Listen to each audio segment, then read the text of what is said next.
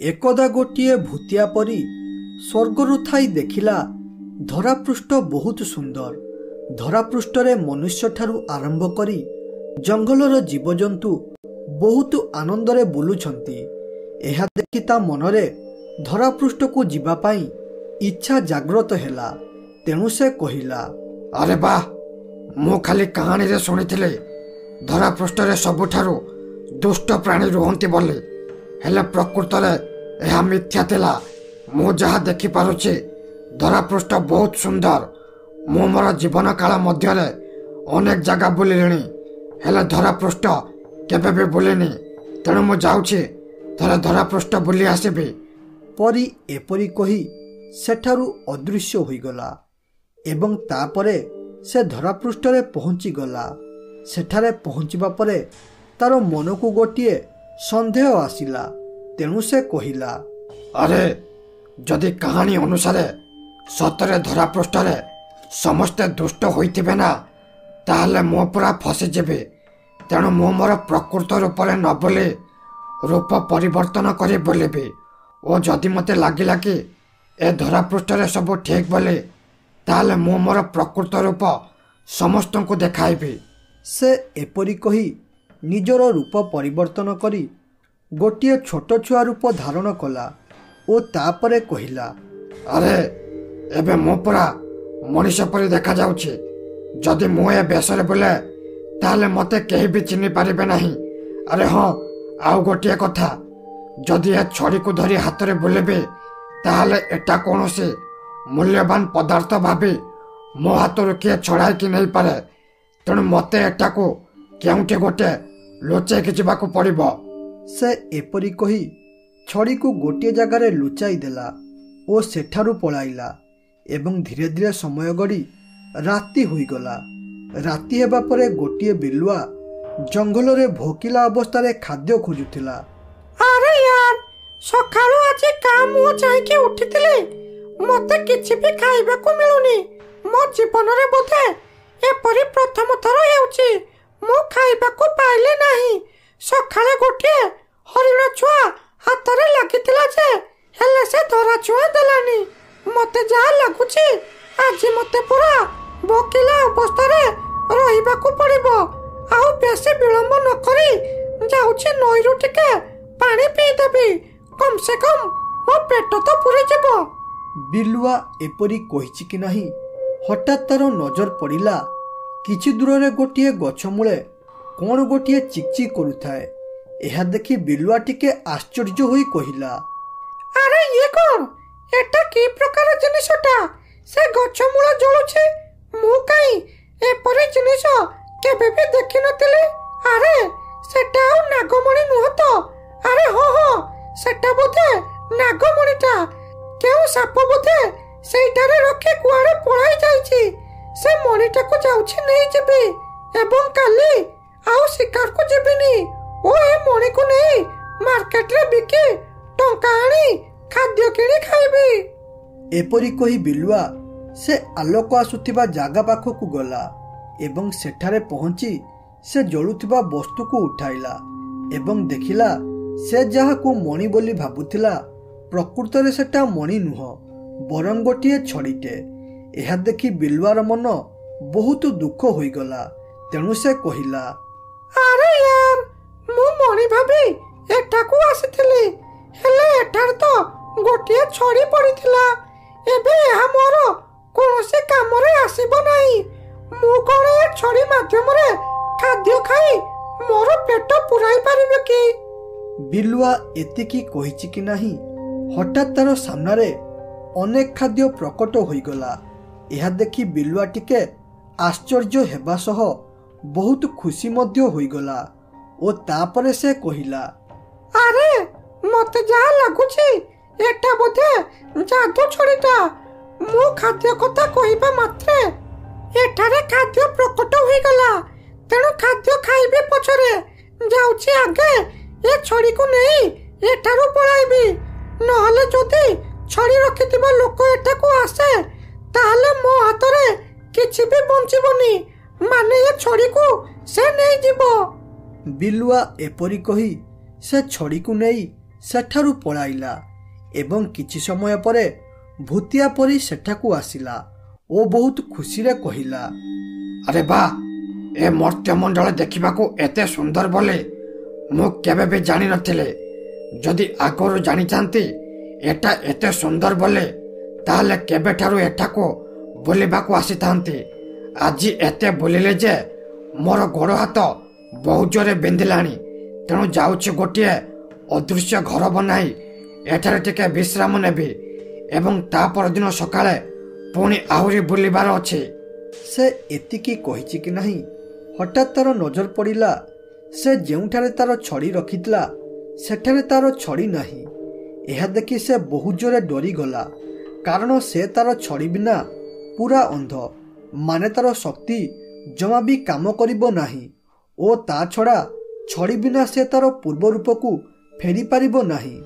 ତେଣୁ ସେ ଭୟରେ ସହ କହିଲା, ଆରେ ଇଏ କ'ଣ ହୋଇଗଲା? ମୋର ଛଡ଼ି କୁଆଡ଼େ ଗଲା? ମୁଁ ଛଡ଼ି ବିନା ଏବେ କ'ଣ କରିବି? କିପରି ଏଠାରେ ରହିବି ଓ କେମିତି ମୋର ଘରକୁ ଫେରିବି? ଆରେ କିଏ ମୋର ଛଡ଼ି ନେଲା? ମୁଁ ଏତେ ରାତିରେ କେମିତି ଖୋଜିବି ଏବଂ କେମିତି ମୋର ପୂର୍ବ ଅବସ୍ଥାକୁ ଫେରିବି? ସେ ଏପରି କହି ମନ ଦୁଃଖ କଲା ଏବଂ ସକାଳ ହେବା ପରେ ସେ ଗୋଟେ ଜାଗାରେ ମନ ଦୁଃଖରେ ବସିଥିଲା। ଏତିକି ବେଳେ ରମେଶ ସେଇ ବାଟ ଦେଇ ଯାଉଥିଲା। ସେ ଗଲାବେଳେ ଦେଖିଲା ଗୋଟିଏ ଛୋଟ ଛୁଆ ମନ ଦୁଃଖରେ ବସିଥାଏ। ଏହା ଦେଖି ସେ ତାର ପାଖକୁ ଗଲା ଏବଂ ସେଠି ପହଞ୍ଚି କହିଲା, ଆରେ କିଏ ପୁଅ ତୁ? ଏବଂ ଏ ଜଙ୍ଗଲ ଭିତରେ ଏପରି ମନ ଦୁଃଖରେ ବସିଛୁ କାହିଁକି? ତୋର କ'ଣ ହୋଇଛି? ତୁ ବାଟ ବଣା ହୋଇ ଏଠାକୁ ପଳେଇ ଆସିଛୁ ନା ତୋର ମା ବାପାଙ୍କୁ କୌଣସି ବନ୍ୟ ଜୀବଜନ୍ତୁ ଖାଇ ଦେଇଛନ୍ତି? ଯାହା ବି ହୋଇଛି ମୋତେ ସବୁ କଥା ଗୋଟି ଗୋଟି କରି ଖୋଲିକି କହ, ମୁଁ ତୋର ସାହାଯ୍ୟ କରିବି। ରମେଶର କଥା ଶୁଣି ଭୂତ ମନେ ମନେ ଭାବିଲା, ଆରେ ଏ ଲୋକକୁ ଦେଖି ଲାଗୁଛି ଏଟା ବୋଧେ ଭଲ ଲୋକଟେ, ଇଏ ମୋର ସାହାଯ୍ୟ କରିପାରିବ। ତେଣୁ ଯାଉଛି ୟାକୁ ମୋ ବିଷୟରେ ସବୁ କଥା ଗୋଟି ଗୋଟି କରି କହିଦେବି। ଆରେ ନା ନା, ମଣିଷଙ୍କୁ ଚିହ୍ନିବା ବହୁତ କଷ୍ଟକର। ଯଦି ଯେ ଦୁଷ୍ଟ ଲୋକ ହୋଇଥିବ ନା ତାହେଲେ ମୋତେ ମାରି ଦେଇପାରେ। ତେଣୁ ୟାକୁ ଗୋଟିଏ ପ୍ରଶ୍ନ ପଚାରିବି ଯାଉଛି। ଯଦି ସେ ପ୍ରଶ୍ନର ଠିକ୍ ଉତ୍ତର ଦେଲା ତାହେଲେ ମୁଁ ମୋର ପ୍ରକୃତ ରୂପ ବିଷୟରେ ସବୁ କଥା ଗୋଟି ଗୋଟି କରି କହିବା ସହ ସାହାଯ୍ୟ ମଧ୍ୟ ମାଗିବି। ଆରେ ପୁଅ, କ'ଣ ଭାବୁଛୁ? ମୋତେ ଦେଖି ଡରୁଛି କିରେ? ଆରେ ମୋତେ ଡରନି, ମୁଁ ପରା ତୋର ବାପା ବୟସର। ତେଣୁ ଯାହା ବି କିଛି ହୋଇଛି ସବୁ କଥା ଗୋଟି ଗୋଟି କରି ମୋତେ ଖୋଲିକି କହ। ଆରେ ଦାଦା, ତମେ ତ ମୋତେ ଚିହ୍ନିନା କିମ୍ବା ମୁଁ ମଧ୍ୟ ତମକୁ ଚିହ୍ନିନି, ହେଲେ ତଥାପି ତମେ ମୋତେ ସାହାଯ୍ୟ କରିବା କଥା କହୁଛ କାହିଁକି? ଆରେ ପୁଅ, ଆମେ ପରା ମଣିଷ ଜାତି। ଭଗବାନ ଆମକୁ ସବୁଠାରୁ ବୁଦ୍ଧିମାନ ପ୍ରାଣୀ କରି ପଠାଇଛନ୍ତି ସମସ୍ତଙ୍କର ସାହାଯ୍ୟ କରିବା ପାଇଁ। ଯଦି ଗୋଟିଏ ମଣିଷ ଅନ୍ୟ ମଣିଷର ବିପଦ ବେଳେ କାମରେ ନ ଆସେ ତାହେଲେ ଧିକ୍ ମୋର ମଣିଷ ହେବା। ଏହା ଶୁଣି ଭୂତ ବୁଝିପାରିଲା ଯେ ପ୍ରକୃତରେ ଏ ମଣିଷ ତାକୁ ସାହାଯ୍ୟ କରିବ। ତେଣୁ ସେ କହିଲା, ଆରେ ଦାଦା, ମୁଁ ତୁମକୁ ଗୋଟିଏ ସତ କଥା କହିବାକୁ ଯାଉଛି, କାରଣ ତମ କଥା ଶୁଣି ମୋର ଭରସା ପାଇଗଲାଣି ଯେ ତୁମେ ହିଁ କେବଳ ମୋର ସାହାଯ୍ୟ କରିପାରିବ। ଓ ସେ ସତ କଥାଟା ହେଉଛି, ମୁଁ କୌଣସି ମଣିଷ ନୁହଁ, ମୁଁ ହେଉଛି ଗୋଟିଏ ଭୂତିଆ ପରି, ଯିଏକି ମର୍ତ୍ତ୍ୟପୁର ବୁଲିବାକୁ ଆସିଥିଲି। ହେଲେ ମୁଁ ମୋର ରୂପ ପରିବର୍ତ୍ତନ କରି ଗୋଟିଏ ଜାଗାରେ ଛଡ଼ି ଲୁଚାଇ ବୁଲୁଥିଲି। ହେଲେ ଜଣା ନାହିଁ ମୋ ଛଡ଼ିକୁ କିଏ ନେଇଯାଇଛି। ମୋ ଛଡ଼ି ବିନା ମୁଁ ପୁରା ଶକ୍ତିହୀନ ହୋଇଯାଇଛି। ବିନା ଛଡ଼ିରେ ନା ମୁଁ ମୋର ଘରକୁ ଫେରିପାରିବି ନା କିଛି କରିପାରିବି। ଏହା ଶୁଣି ରମେଶକୁ ବହୁ ଜୋରେ ଦୁଃଖ ଲାଗିଲା ଓ ରାଗ ମଧ୍ୟ ଲାଗିଲା ମର୍ତ୍ତ୍ୟପୁରର ପ୍ରାଣୀମାନେ ଏତେ ଖରାପ ବୋଲି। ତେଣୁ ସେ ଭୂତର ମନକୁ ବୁଝାଇକି କହିଲା, ଆରେ ଏ ଭୂତ, ତୁ ଜମା ବି ମନ ଦୁଃଖ କରନା, ଭଗବାନଙ୍କ ଉପରେ ବିଶ୍ୱାସ ରଖ, ଦେଖିବୁ ସବୁ କିଛି ଠିକ୍ ହୋଇଯିବ। ହଉ, ତୁ ତ ଏ ଜଙ୍ଗଲରେ ଏକଲା ହୋଇ ରହିଥିବୁ, ତୋହର ସାହାରା ବୋଲି କେହି ବି ନଥିବେ। ତେଣୁ ତୁ ମୋ ସାଥିରେ ଚାଲ, ମୋ ଘରେ ରହିବୁ। ମୋର ଗୋଟିଏ ପୁଅ ଅଛି, ସେ ଘରେ ଏକଲା ରୁହେ ତୁମେ ଦୁଇ ଜଣ ସାଙ୍ଗ ହୋଇ ଖେଳିବ।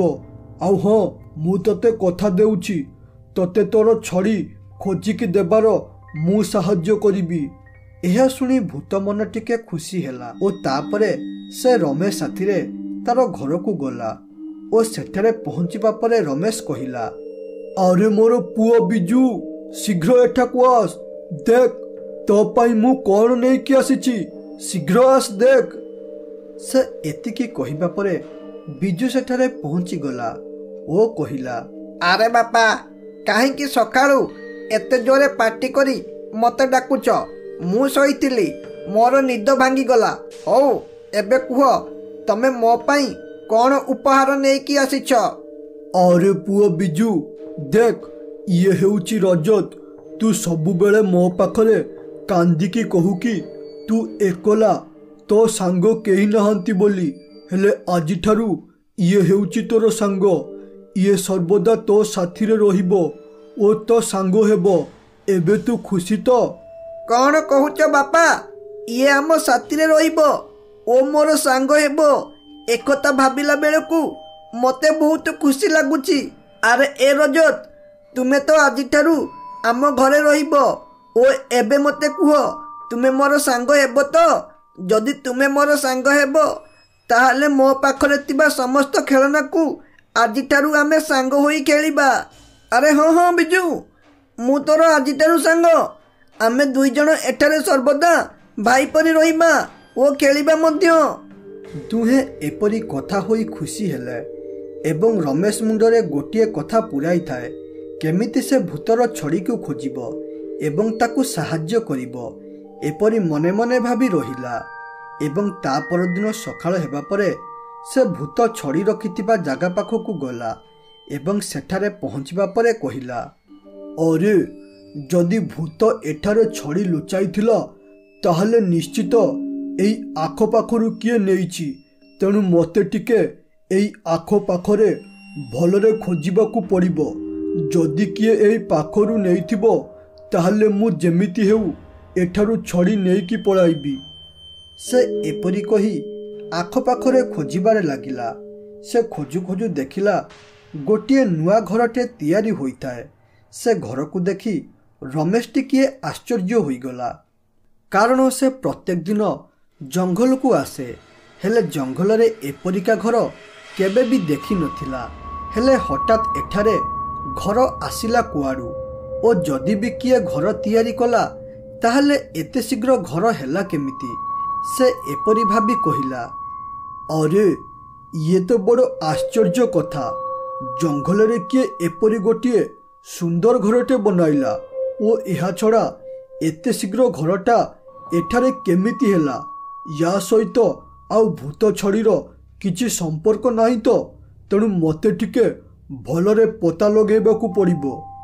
ସେ ଏତିକି କହିଛି କି ନାହିଁ, ହଠାତ୍ ଦେଖିଲା ସେ ଘରୁ ଗୋଟିଏ ବିଲୁଆ ବାହାରିକି ଆସିଲା। ବିଲୁଆକୁ ଦେଖି ରମେଶ ପୁରା ସୁନିଶ୍ଚିତ ହୋଇଗଲା ଯେ ନିଶ୍ଚିତ ଏଠାରେ ଭୂତର ଛଡ଼ି ଅଛି ବୋଲି। ତେଣୁ ସେ କହିଲା, ଅରେ, ମୁଁ ପୁରା ନିଶ୍ଚିତ ହୋଇଗଲି ଯେ ଏଠାରେ ଭୂତ ଛଡ଼ି ଅଛି ବୋଲି, କାରଣ ଏ ବିଲୁଆଟା ଏତେ ସୁନ୍ଦର ଘର ତିଆରି କରିବା ପାଇଁ ଟଙ୍କା ଆଣିଲା କେଉଁଠି? ତେଣୁ ମୋତେ ଟିକେ ଯାଇ ବିଲୁଆ ଘର ଭିତରେ ଦେଖିବାକୁ ପଡ଼ିବ। ଏପରି କହି ରମେଶ ବିଲୁଆର ଘର ଭିତରକୁ ଗଲା ଓ ଘରେ ପହଞ୍ଚି ଦେଖିଲା ବିଲୁଆର ଖଟ ଉପରେ ଛଡ଼ି ଥାଏ। ଏହା ଦେଖି ରମେଶ ବହୁତ ଖୁସି ହୋଇଗଲା ଓ କହିଲା, ଅରେ, ଏ ଦୁଷ୍ଟ ବିଲୁଆଟା ତାହେଲେ ଛଡ଼ି ଚୋରି କରି ଆଣିଥିଲା। ଏଇ ବିଲୁଆ ପାଇଁ ଭୂତ ବହୁତ ଅସୁବିଧାରେ ପଡ଼ିଛି। ତେଣୁ ମୋତେ ଶୀଘ୍ର ଏଠାରୁ ଛଡ଼ି ନେଇ ପଳାଇବାକୁ ପଡ଼ିବ ଓ ଭୂତକୁ ତାର ଘରକୁ ପଠାଇବାକୁ ପଡ଼ିବ। ସେ ଏପରି କହି ଯେମିତି ଛଡ଼ି ଧରି ବାହାରକୁ ଆସିଲା, ଦେଖିଲା ବିଲୁଆ ବାହାରେ ଛିଡ଼ା ହୋଇଥାଏ। ବିଲୁଆ ଦେଖିଲା ରମେଶ ହାତରେ ଛଡ଼ି ଥାଏ। ଛଡ଼ିକୁ ଦେଖି ବିଲୁଆ ବହୁତ ଜୋରେ ରାଗିଗଲା ଓ କହିଲା, ହଇରେ ଚୋର ମଣିଷ, ଶେଷରେ ତୁ ଏତେ ତଳକୁ ଖସିଗଲୁ। ତୁ ଆସି ମୋ ଘରେ ଚୋରି କଲୁ। ଏବେ ମୁଁ ଦେଖିବି ତତେ ମୋ ହାତରୁ କିଏ ବଞ୍ଚାଇବ। ଭଲରେ ଭଲରେ କହୁଛି, ସେ ଛଡ଼ିକୁ ଏଠାରେ ରଖିଦେଇ ଏଠାରୁ ପଳା, ନହେଲେ ମୁଁ ଏବେ ବାଘ ମାମୁଁକୁ ଡାକିବି। ହଇରେ ମୂର୍ଖ ବିଲୁଆ, ତୁ କ'ଣ ଭାବିଲୁ ମୁଁ କିଛି ବି ଜାଣିନି ବୋଲି? ଆରେ କହିଲୁ କହିଲୁ, କିଏ ଚୋର, ତୁ ନା ମୁଁ? ହଇରେ, ଏ ଛଡ଼ିଟା ତୋର ନୁହଁ, ଏଟା ହେଉଛି ଗୋଟିଏ ଭୂତିଆ ପରୀର, ଯାହାକୁ ତୁ ଜଙ୍ଗଲରୁ ଉଠାଇକି ଆଣିଥିଲୁ। ଆଉ ରହିଲା ତୁ ମୋତେ ମାରିବା କଥା, ମୁଁ ଭଲରେ ଜାଣିଛି ଯେତେ ପର୍ଯ୍ୟନ୍ତ ଏ ଛଡ଼ି ମୋ ହାତରେ ଅଛି ସେତେ ପର୍ଯ୍ୟନ୍ତ ମୋର କେହି ବି କିଛି କରିପାରିବେ ନାହିଁ। ତେଣୁ ତୁ ଯଦି ବଞ୍ଚିବାକୁ ଚାହୁଁଛୁ ତାହେଲେ ଏଠାରୁ ପଳା। ଏହା ଶୁଣି ବିଲୁଆ ବହୁ ଜୋରେ ଡରିଗଲା, କାରଣ ବିଲୁଆ ଏ ଛଡ଼ିର ଶକ୍ତି ବିଷୟରେ ଜାଣିଥିଲା। ସେ ଜାଣିଛି ଯଦି ଅଧିକ ଯୁକ୍ତି କରେ ତାହେଲେ ତାର ଜୀବନ ଆଜି ପଳାଇପାରେ। ତେଣୁ ସେ ଆଉ ଯୁକ୍ତି ନ କରି ସେଠାରୁ ପଳାଇଲା ଏବଂ ତାପରେ ରମେଶ ଛଡ଼ିକୁ ନେଇ ଭୂତକୁ ଦେଲା। ଭୂତ ଛଡ଼ି ପାଇବା ପରେ ତାର ପ୍ରକୃତ ରୂପକୁ ଫେରି ଆସିଲା ଏବଂ କହିଲା, ଧନ୍ୟବାଦ ଦାଦା, ତମେ ମୋର ସାହାଯ୍ୟ କରିଥିବାରୁ। ତମେ ଯଦି ମୋତେ ସାହାଯ୍ୟ କରିନଥାନ୍ତ ତାହେଲେ ମୁଁ ହୁଏତ ମୋର ଘରକୁ ନ ଫେରିପାରି ଏଣେ ତେଣେ ପାଗଳଙ୍କ ପରି ବୁଲିଥାନ୍ତି। ତୁମର ଏ ସାହାଯ୍ୟ ପାଇଁ ତୁମକୁ ଯେତେ ଧନ୍ୟବାଦ ଦେଲେ ବି କମ୍ ପଡ଼ିବ। ହେଲେ ତଥାପି ମୋ ତରଫରୁ ମୁଁ ତୁମକୁ ଗୋଟିଏ ଛୋଟ ଉପହାର ଦେବାକୁ ଚାହୁଁଛି। ଏପରି କହି ଭୂତ ରମେଶକୁ ବହୁତ ଟଙ୍କା ଦେଇ ସେଠାରୁ ଅଦୃଶ୍ୟ ହୋଇଗଲା। ରମେଶ ଜଙ୍ଗଲକୁ ଯାଉଥିଲା। ସେ ଗଲାବେଳେ ଦେଖିଲା ଗୋଟିଏ ବସ୍ କିଛି ଦୂରରେ ଥାଏ। ଏହା ଦେଖି କହିଲା, ଆରେ ଇଏ କ'ଣ, ଜଙ୍ଗଲ ଭିତରେ ବସ୍ କୁଆଡ଼ୁ ଆସିଲା? ଆରେ ମୁଁ ମୁଭିରେ ଦେଖିଥିଲି ଜଙ୍ଗଲରେ ଗୋଟିଏ ଗାଡ଼ି ପଡ଼ିଥିଲା ଓ ସେ ଗାଡ଼ିରେ ଚୋରମାନେ ଅନେକ ଟଙ୍କା ରଖିଥିଲେ। ଯଦି ମୁଭି ଅନୁସାରେ ଏ ବସ୍ରେ ଅନେକ ଟଙ୍କା ଥାଏ ନା, ତାହେଲେ ମୁଁ ପୁରା କରୋଡ଼ପତି ହୋଇଯିବି। ହଉ, ଏବେ ଆଉ ବିଳମ୍ବ ନ କରି ଯାଉଛି ସେ ବସ୍କୁ ଚେକ୍ କରିବି, ନହେଲେ ଆଉ କିଏ ସେ ବସ୍ ଭିତରେ ପଶିଯିବ। ଏପରି କହି ସେ ବସ୍ ପାଖକୁ ଗଲା ଏବଂ ସେଠାରେ ପହଞ୍ଚିବା ପରେ ହଠାତ୍ ଗୋଟିଏ ଆଲୋକ ବସ୍ ଭିତରୁ ବାହାରିଲା। ଏହା ଦେଖି ରମେଶ ଟିକେ ଡରିଗଲା ଓ କହିଲା, ଆରେ ଇଏ କ'ଣ, ଇଏ କିପରିକା ଆଲୋକ? ଏଟା ଆଉ ଭୂତ ନୁହେଁ ତ? ଯଦି ଏଟା ଭୂତ ହୋଇଥିବ ନା, ତାହେଲେ ମୋତେ ଆଜି ଏଠାରୁ କେହି ବଞ୍ଚାଇ ପାରିବେ ନାହିଁ। ଆରେ ନା ନା, ଏଟା କାହିଁକି ଭୂତ ହେବ? ଏଟା ବୋଧେ କିଛି ଆଲୋକ ଅନ୍ୟ କୌଣସି ଜାଗାରୁ ଆସୁଛି। ତେଣୁ ମୋତେ ନ ଡରି ବସ୍ ଭିତରେ ପଶିବାକୁ ପଡ଼ିବ। ସେ ଏତିକି କହିଛି କି ନାହିଁ, ହଠାତ୍ ଆଲୋକଟି ରମେଶ ଦେହରେ ବାଜିଲା ଓ ତାପରେ ସେ କହିଲା, ଆରେ ଏବେ ମୁଁ ଆଜାଦ। ଏତେ ଦିନ ହେବ ମୁଁ ଗୋଟିଏ ମଣିଷ ଶରୀର ଖୋଜୁଥିଲି, ଶେଷରେ ଆଜି ପାଇଗଲି। ଏବେ ଏ ଲୋକର ଶରୀର ମାଧ୍ୟମରେ ମୁଁ ଅନେକ ଶିକାର କରିବି ଓ ଶାନ୍ତିରେ ଖାଇବି। ଏ ଲୋକଟା ଆସିଥିଲା ଏ ବସ୍ରୁ ଟଙ୍କା ପଇସା ନେବା ପାଇଁ। ୟା ମାନେ ଏଇଆ, ଏ ଲୋକ ଏଠାକୁ ଲୋଭ କରି ଆସିଥିଲା। ମୁଁ ଏଇ ଲୋଭର ଫାଇଦା ଉଠାଇ ସମସ୍ତଙ୍କୁ ମାରିକି ଖାଇବି। ଏପରି କହି ଭୂତ ତାର ପ୍ରକୃତ ରୂପକୁ ଆସିଲା ଏବଂ କହିଲା, ଆରେ ବା, ଏତେ ସୁନ୍ଦର ଶରୀରଟା ପାଇଗଲି। ଏ ଲୋକର ହେଉଛି ଡାହାଣୀ ରାଶି। ଏ ରାଶିକୁ ମୋ ଆତ୍ମା ଠିକ୍ ମିଶି ଯାଉଛି। ଏହାଦ୍ୱାରା ମୁଁ ଆହୁରି ଶକ୍ତିଶାଳୀ ହୋଇଯିବି। ହଉ, ଆଉ ବେଶୀ ବିଳମ୍ବ ନ କରି ଯାଉଛି ମୋ ଶିକାରରେ ଯିବି। ଏପରି କହି ଭୂତ ବସ୍ ଭିତରେ ପଶି ବସ୍ ଚଲାଇଲା ଏବଂ ସେ କିଛି ବାଟ ଗଲା ପରେ ଦେଖିଲା ଗୋଟେ ଲୋକ ରାସ୍ତାରେ ଛିଡ଼ା ହୋଇଥାଏ। ଏହା ଦେଖି ବସ୍କୁ ନେଇ ସେ ଲୋକ ପାଖରେ ରଖିଦେଲା ଓ ତାପରେ ସେ ଲୋକଟି ବସ୍ ଭିତରେ ବସିବା ପରେ ଭୂତ ତାକୁ ନେଇ ଜଙ୍ଗଲ ଭିତରକୁ ପଳାଇଲା ଏବଂ ଗୋଟିଏ ଜାଗାରେ ବସ୍କୁ ରଖିଦେଇ କହିଲା, ଆରେ ବା, ଆଜି ଗୋଟେ ଶିକାର ମିଳିଗଲା। ତେଣୁ ଏଟାକୁ ଏଇଠାରେ ଖାଇ ମୋର ପେଟ ପୁରାଇବି ଓ ରହିବି। ଏପରି ଯଦି ମୋତେ ପ୍ରତ୍ୟେକ ଦିନ ଗୋଟିଏ ଲେଖାଏଁ ମଣିଷ ମିଳିଯାଏ ନା, ତାହେଲେ ଏ ଜୀବନଟା ବହୁତ ଖୁସିରେ କଟିବ। ସେ ଏପରି କହିବା ପରେ ବସ୍ ଭିତରୁ ସେ ଲୋକଟି ବାହାରକୁ ବାହାରିଲା ଓ ଦେଖିଲା ବସ୍ ବାଲା ତାକୁ ତାଙ୍କ ଗାଁରେ ଛାଡ଼ିବା ବଦଳରେ ତାକୁ ଜଙ୍ଗଲ ଭିତରକୁ ନେଇ ଆସିଛି ଓ ସେ ଯାହାକୁ ଡ୍ରାଇଭର ଭାବୁଥିଲା ପ୍ରକୃତରେ ସେ ଗୋଟିଏ ବସ୍ ଡ୍ରାଇଭର ନୁହଁ, ବରଂ ସେ ହେଉଛି ଗୋଟିଏ ଭୂତ। ଏହା ଦେଖି ସେ ବହୁ ଜୋରେ ଡରିଗଲା ଓ କହିଲା, ଭୂତ, ଏ ଭୂତ, ତୁ ମୋତେ ଧୋକା ଦେଇ ଏଠାକୁ ନେଇ ଆସିଲୁ, ତେଣୁ ଦୟାକରି ମୋତେ ଛାଡ଼ିଦେ ଓ ମୋତେ ମୋର ଘରକୁ ଯିବାକୁ ଦେ। ହଇରେ ମଣିଷ, ତୁ କ'ଣ ଭାବୁଛୁ ମୁଁ ତତେ ଏଠାକୁ ଆଣିଛି ଛାଡ଼ିବା ପାଇଁ? ଆରେ ଯଦି ତତେ ଛାଡ଼ିବାର ହୋଇଥାନ୍ତା ତାହେଲେ ଏଠାକୁ ଆଣିଥାନ୍ତି କ'ଣ ପାଇଁ? ତେଣୁ ତତେ ମୁଁ ଆଜି ଏଇଠାରେ ମାରିକି ଖାଇବି। ଏହା ଶୁଣିବା ମାତ୍ରେ ମଣିଷଟି ଜୋରେ ପାଟି କରି ଚିଲାଇଲା, ଆରେ କିଏ ଜଙ୍ଗଲରେ ଅଛରେ? ମୋତେ ବଞ୍ଚାଓରେ ଏ ଭୂତ ଠାରୁ, ନହେଲେ ଏ ଭୂତ ମୋତେ ମାରିଦେବରେ। କିଏ କୋଉଠି ଅଛ? ଦୟାକରି ମୋତେ ବଞ୍ଚାଓରେ। ଲୋକଟି ଏପରି ପାଟି କରିବା ଦେଖି ଭୂତ ତାର ଶକ୍ତି ମାଧ୍ୟମରେ ସଙ୍ଗେ ସଙ୍ଗେ ସେଇଠାରେ ତାକୁ ମାରିଦେଲା ଓ କହିଲା, ଆରେ ଯଦି ମୁଁ ଆଉ କିଛି ସମୟ ବିଳମ୍ବ କରିଥାନ୍ତି ତାହେଲେ ଏ ଲୋକଟି ଜୋରେ ପାଟି କରିଥାନ୍ତା ଓ ୟାର ପାଟି ଶୁଣି ଏଠାକୁ ଅନ୍ୟ ମଣିଷ ଚାଲି ଆସିଥାନ୍ତେ, ଯାହାଦ୍ୱାରା ମୋ ସହିତ ଲୋକଙ୍କ ଆଗକୁ ପଳାଇ ଆସିବା ସହ ମୋର ମୃତ୍ୟୁ ମଧ୍ୟ ହୋଇଥାନ୍ତା। ଏ ଲୋକଟି ଚିଲାଇବାର ଆବାଜ କିଛି ଦୂରରେ ଥିବା ବିଲୁଆ ଏବଂ ବାଘକୁ ଶୁଭିଲା। ତେଣୁ ସେ ଦୁଇ ଜଣ କଥା ହେଲେ, ଆରେ ମାମା, ଗୋଟେ ଆବାଜ ଶୁଣିଲ ନା? କିଏ ଗୋଟିଏ ଲୋକ ଜଙ୍ଗଲ ଭିତରେ କହିଲା ବଞ୍ଚାଅ ବଞ୍ଚାଅ ବୋଲି। ଏ ଆବାଜ ଶୁଣି ଲାଗୁଛି ଗୋଟେ ମଣିଷ ବୋଧେ ଅସୁବିଧାରେ ପଡ଼ିଛି।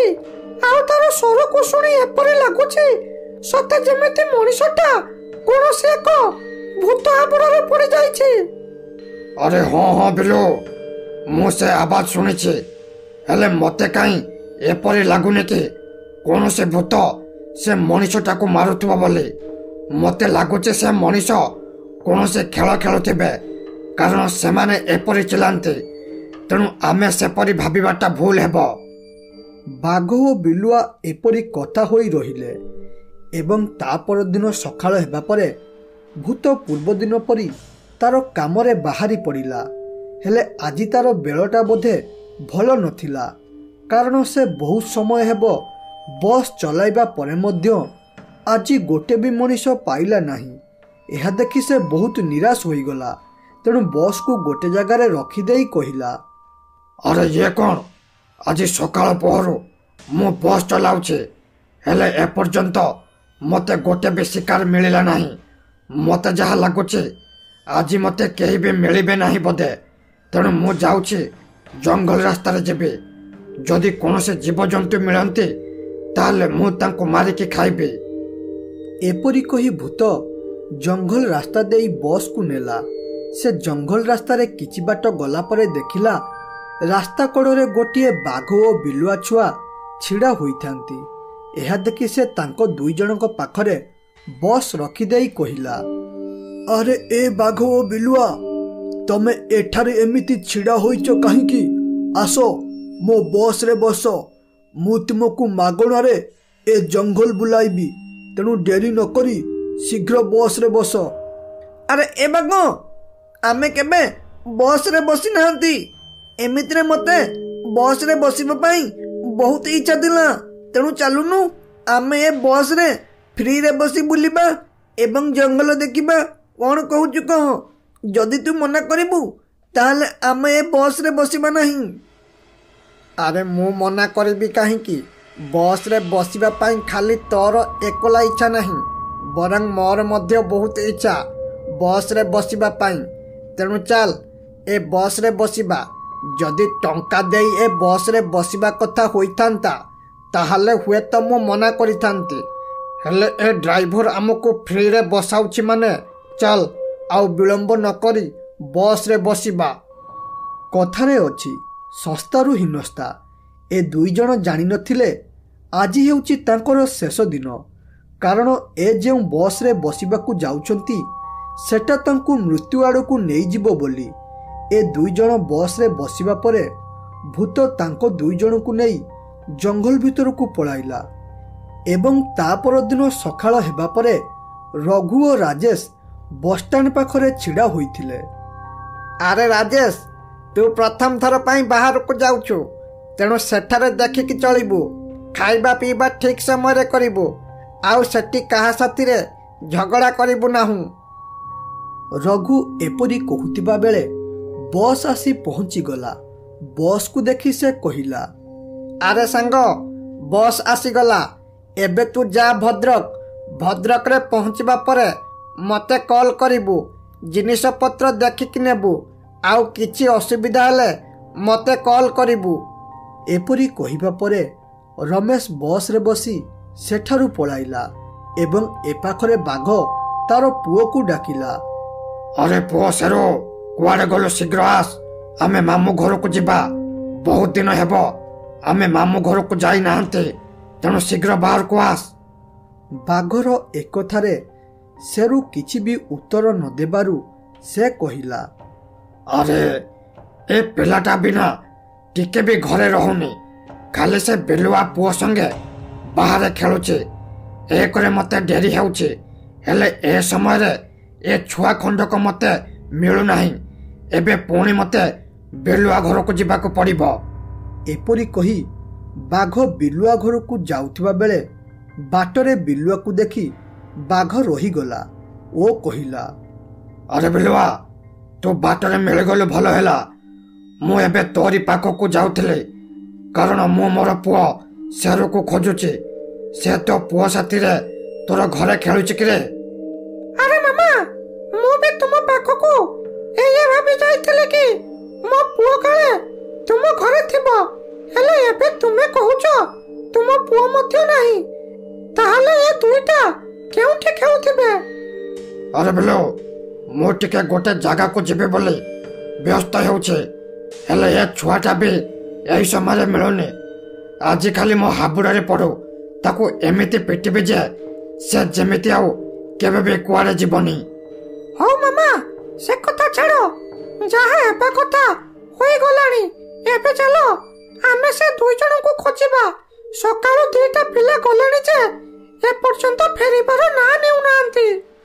ବିଲୁଆ ଏପରି କହିବା ପରେ ଦୁହେଁ ମିଶି ତାଙ୍କ ପୁଅକୁ ଖୋଜିବାରେ ଲାଗିଲେ। ଖୋଜି ଖୋଜି ସେ ଦୁଇ ଜଣ ଯେଉଁଠାରେ ଖେଳନ୍ତି ସେ ଆଡ଼କୁ ଗଲେ। ଏପରି ବହୁତ ସମୟ ଖୋଜିବା ପରେ ସନ୍ଧ୍ୟା ହୋଇଗଲା। ସନ୍ଧ୍ୟା ହେବା ଦେଖି ବାଘ କହିଲା, ଆରେ ବିଲୁ, ଆମେ ସକାଳୁ ଖୋଜୁଛନ୍ତି, ହେଲେ ଏପର୍ଯ୍ୟନ୍ତ ପିଲା ଦୁଇଟାକୁ ପାଉନାହାନ୍ତି ରେ। ତାଙ୍କର କିଛି ଅସୁବିଧା ହୋଇଗଲା କିରେ? ଏତେ ପର୍ଯ୍ୟନ୍ତ ସେ କୁଆଡ଼େ ରୁହନ୍ତି ନାହିଁ, ହେଲେ ଏବେ ସେ କୁଆଡ଼େ ଗଲେ ରେ? ଆରେ ମାମା, ତମେ ଜମା ବି ଚିନ୍ତା କର ନା। ଆମେ ଇଆଡେ ଖୋଜୁ ଖୋଜୁ ବୋଧେ ସେ ଦୁଇ ଜଣ ଘରକୁ ପଳାଇଥିବେ। ତେଣୁ ଚାଲ ଆମେ ଘର ପାଖରେ ଖୋଜିବା। ଦେଖିବ ସେ ନିଶ୍ଚିତ ମିଳିବେ। ଏବେ ମନ ଦୁଃଖ କରିବା ବନ୍ଦ କର। ବିଲୁଆ ଏପରି କହିବା ପରେ ଦୁହେଁ ବାଘ ଘର ପାଖକୁ ଗଲେ ଏବଂ ସେଠାରେ ପହଞ୍ଚିବା ପରେ ଦେଖିଲେ ଏପର୍ଯ୍ୟନ୍ତ ବାଘ ପୁଅ ଫେରିନି। ଏହା ଦେଖି ବାଘ ଦୁଃଖରେ କହିଲା, ଆରେ ଏ ବିଲୁ ଦେଖ, ମୋ ପୁଅ ଫେରିନି। ମୋ ପୁଅ ଫେରିନି ମାନେ ତୋ ପୁଅ ମଧ୍ୟ ଫେରି ନଥିବ। ଆରେ ଏ ବିଲୁ, ଏମାନଙ୍କର କ'ଣ ଅସୁବିଧା ହେଲା ରେ? ଏ ଦୁଇ ଜଣ କୁଆଡ଼େ ଗଲେ ରେ? ସେମାନେ ଆଉ କିଛି ଅସୁବିଧାରେ ପଡ଼ିନାହାନ୍ତି ତ? ବାଘ ମନ ଦୁଃଖ କରୁଥିବା ଦେଖି ବିଲୁଆ କହିଲା, ଆରେ ମାମା, ଖାଲି ତମ ପୁଅ ନୁହଁ, ମୋ ପୁଅ ମଧ୍ୟ ମିଳୁନି। ଏପରି ପରିସ୍ଥିତିରେ ମନ ଦୁଃଖ କଲେ କିଛି ଲାଭ ନାହିଁ। ମତେ ଯାହା ଲାଗୁଛି ସେ ଦୁଇ ଜଣ କୌଣସି ସାଙ୍ଗ ଘରକୁ ପଳାଇଥିବେ। ଦେଖିବ କାଲି ସକାଳୁ ଫେରି ଆସିବେ। ହଉ, ଏବେ ଆଉ ଚିନ୍ତା କରନି। ବିଲୁଆ ଏପରି କହି ବାଘକୁ ବୁଝାଇ ଶାନ୍ତ କରିଦେଲା ଏବଂ ତା ପରଦିନ ସକାଳ ହେବା ପରେ ଦେଖିଲେ ତାଙ୍କ ପୁଅ ଫେରି ନାହାନ୍ତି। ଏହା ଦେଖି ବିଲୁଆ ଓ ବାଘ ସର୍ବପ୍ରଥମେ ତାଙ୍କ ପୁଅର ସାଙ୍ଗ ଗାଈ ପାଖକୁ ଗଲେ ଏବଂ ସେଠାରେ ପହଞ୍ଚିବା ପରେ ବାଘ କହିଲା, ଆରେ ଏ ଗାଈ, ତୁ ତ ଆମ ପୁଅଙ୍କର ବହୁତ ଭଲ ସାଙ୍ଗ। ତମେ ତିନି ଜଣ ସର୍ବଦା ଏକା ସାଥିରେ ବୁଲ ଖେଳ, ହେଲେ କାଲିଠାରୁ ମୋ ପୁଅ ଓ ବିଲୁଆ ପୁଅ ମିଳୁନାହାନ୍ତି। ସେ ତ ପାଖରେ ଅଛନ୍ତି କି? ଆରେ ମାମା, ମୁଁ ଭାବିଥିଲି ତମେ ବୋଧେ ତମ ପୁଅକୁ ଗାଳି କରିଛ ବୋଧେ, ସେଥିପାଇଁ ସେ ମୋ ସାଥିରେ ମିଶିବାକୁ ଆସିନି। ମୁଁ ଏଇଆ ଭାବି ରହିଛି। ଏବେ ତମେ କହୁଛ କ'ଣ ନା ତମ ପୁଅକୁ ପାଉନ ବୋଲି। ସେ ମୋ ପାଖରେ ନାହିଁ। ମୁଁ ପହରଦିନ ସେ 2 ଜଣଙ୍କୁ ଦେଖିଥିଲି। ଏହା ଶୁଣି ବାଘ କହିଲା, ଆରେ ବିଲୁ, ଆମ ପୁଅ ଗାଈ ପାଖରେ ଯଦି ନାହିଁ ତାହେଲେ ସେ କୁଆଡ଼େ ଗଲେ ଓ କୁଆଡ଼େ ରହିଲେ? ଆରେ ମୋତେ ତା କଥା ଭାବି ବହୁତ ଦୁଃଖ ଲାଗୁଛି ରେ। ଏବେ ମୁଁ କ'ଣ କରିବି? ଆରେ ମାମା, ତମେ ମନ ଦୁଃଖ କରନି। ମୁଁ ଗୋଟିଏ ଜାଗା କହୁଛି, ସେଠାକୁ ଯାଅ। ଦେଖିବ ତମେ ସେ 2 ଜଣଙ୍କୁ ନିଶ୍ଚିତ ପାଇବ। ଓ ସେ ଜାଗା ହେଲା ମଣିଷ ବସ୍ତି। ବେଳେବେଳେ ସେରୁ ଓ ବିଲୁ ମଣିଷ ବସ୍ତି ଆଡ଼କୁ ବୁଲିବାକୁ ଯାଆନ୍ତି ଏବଂ ସେଠାରେ ଛୋଟ ଛୁଆଙ୍କ ସହ ଖେଳନ୍ତି। ତେଣୁ ତମେ ଥରେ ସେଠାକୁ ଯାଇ ପଚାର, ଦେଖିବ ସେ 2 ଜଣ ନିଶ୍ଚିତ ମିଳିବେ। ଗାଈଠାରୁ ଏକଥା ଶୁଣିବା ପରେ ବିଲୁଆ ଓ ବାଘ ମଣିଷ ବସ୍ତିକୁ ଯିବାରେ ଲାଗିଲେ। ସେ 2 ଜଣ କିଛି ବାଟ ଗଲା ପରେ ଦେଖିଲେ ଗୋଟିଏ ଲୋକ ଏକ ଜାଗାରେ ବସିଥାଏ। ଏହା ଦେଖି ବାଘ ପଚାରିଲା, ଆରେ ଭାଇ, ମୋ ପୁଅ ଏବଂ ବିଲୁଆ ପୁଅ ଏ ଗାଁକୁ ଖେଳିବାକୁ ଆସନ୍ତି, ହେଲେ ଆମେ ତାଙ୍କୁ ପାଉନୁ। ତମେ ତାଙ୍କ 2 ଜଣଙ୍କୁ ଏ ଗାଁରେ କୋଉଠି ଦେଖିଛ କି? ଆରେ ଏ ବାଘ ଓ ବିଲୁଆ, ମୋ ସାଙ୍ଗକୁ ମୁଁ 2 ଦିନ ହେବ ପାଉନି। ତେଣୁ ମୋ ମନ ବହୁତ ଦୁଃଖ। ଏବେ ମୁଁ କେମିତି କହିପାରିବି ତମ ପୁଅ କୁଆଡ଼େ ଗଲେ ବୋଲି? ମଣିଷର କଥା ଶୁଣି ବିଲୁଆକୁ ଲାଗିଲା ନିଶ୍ଚିତ ତାଙ୍କ ପୁଅ ହଜିବା ସହିତ ଏ ଲୋକ ସାଙ୍ଗ ସହିତ କିଛି ଜଡ଼ିତ ଅଛି। ତେଣୁ ବିଲୁଆ କହିଲା, ଆରେ ଭାଇ, ମତେ ଖାଲି ତମେ ଗୋଟେ କଥା କୁହ, ଓ ସେଇଟା ହେଲା ତମେ ଶେଷ ଥର ପାଇଁ ତୁମ ସାଙ୍ଗକୁ କିପରି ଓ କେଉଁଠି ଦେଖିଥିଲ, ଓ ତୁମ ସାଙ୍ଗକୁ ଦେଖିଲା ବେଳେ ତୁମକୁ କ'ଣ ଅଜୀବ ଲାଗୁଥିଲା? ମୋ ସାଙ୍ଗ ସେଦିନ ଭଦ୍ରକ ଯାଉଥିବା ବେଳେ ଶେଷ ଥର ପାଇଁ ଦେଖିଥିଲି ଓ ଏଥିରେ ଅଜୀବ ଲାଗିଲା ଭଳିଆ କିଛି କଥା ନାହିଁ। ଆରେ ହଁ, ମନେ ପଡ଼ିଗଲା। ମୋ ସାଙ୍ଗ ଯେଉଁ ବସ୍ରେ ଗଲା ସେ ବସ୍କୁ ମୁଁ ପ୍ରଥମ ଥର ବସ୍ ଷ୍ଟପ୍ରେ ଦେଖିଲି ଏବଂ ସେ ବସ୍ରେ କେହି କଣ୍ଡକ୍ଟର କିମ୍ବା ଲୋକ ନଥିଲେ। ଆଉ ହଁ, ସେ ବସ୍କୁ ମୁଁ କାଲି ଜଙ୍ଗଲ ଆଡ଼କୁ ଯିବାର ଦେଖିଥିଲି। ମଣିଷର କଥା ଶୁଣି ବିଲୁଆ ବୁଝିଗଲା ଯେ ନିଶ୍ଚିତ ତାଙ୍କ ପୁଅ ଚୋରି ହେବା ପଛରେ ସେ ବସ୍ର ହାତ ଅଛି। ତେଣୁ ସେ କହିଲା, ଆରେ ମାମା, ମୁଁ ଏବେ ସବୁ କଥା ବୁଝିପାରୁଛି। ନିଶ୍ଚିତ ବସ୍ ପାଇଁ ଆମ ଛୁଆ ହଜିଛନ୍ତି। ଆଉ ଗୋଟେ କଥା, ମୁଁ ସେରୁଠାରୁ ଶୁଣିଥିଲି ତାର ବସ୍ରେ ବସିବା ପାଇଁ ବହୁତ ଇଚ୍ଛା ଥିଲା। ତେଣୁ ସେ ନିଶ୍ଚିତ ସେଇ ବସ୍ରେ ବସିଥିବ। ତେଣୁ ଏବେ ଚାଲ ସେ ବସ୍କୁ ଖୋଜିବା। ବିଲୁଆ ଏପରି କହିବା ପରେ ଦୁହେଁ ବସ୍କୁ ଖୋଜିବାରେ ଲାଗିଲେ। ବସ୍କୁ ଖୋଜି ଖୋଜି ଶେଷରେ ଯାଇ ସେମାନେ ବସ୍ ପାଇଗଲେ ଏବଂ କିଛି ଦୂରରେ ଥାଇ ଦେଖିଲେ ବସ୍ ଉପରେ ଗୋଟିଏ ଭୂତ ଶୋଇଥାଏ। ଏହା ଦେଖି ବିଲୁଆ କହିଲା, ଆରେ ମାମା, ଦେଖିଲ, ମୁଁ କହିଥିଲି ନା କିଛି ଗୋଟେ ଗଡ଼ବଡ଼ ଅଛି। ଓ 2 ଦିନ ପୂର୍ବରୁ ଜଙ୍ଗଲରେ ଯେଉଁ ମଣିଷର ଭୟଙ୍କର ଚିତ୍କାର ଆସୁଥିଲା ସେ ଏଇ ଭୂତ ପାଇଁ ଆସୁଥିଲା। ମତେ ଯାହା ଲାଗୁଛି ଏଇ ଭୂତ ବୋଧେ ଆମ ପୁଅକୁ ରଖିଛି। ତେଣୁ ଆଗେ ଭୂତକୁ ନିଆଁ ଲଗାଇକି ମାରିବାକୁ ପଡ଼ିବ। ତାପରେ ଯଦି ଆମ ପୁଅକୁ ସେ ରଖିଥିବ ତାହେଲେ ନିଶ୍ଚିତ ଆମେ ପାଇବା। ବିଲୁଆ ଏପରି କହି ସେ ବସ୍ରେ ନିଆଁ ଲଗାଇଦେଲା। ବସ୍ରେ ନିଆଁ ଲାଗିବା ପରେ ଭୂତଟି ସେଇଠାରେ ଜଳିପୋଡ଼ି ଭସ୍ମ ହୋଇଗଲା ଓ ତାପରେ ରମେଶ ଠିକ୍ ହେବା ସହ ବନ୍ଦିନୀରେ ରହିଥିବା ବାଘ ଛୁଆ ଓ ବିଲୁଆ ଛୁଆ ଫେରି ଆସିଲେ।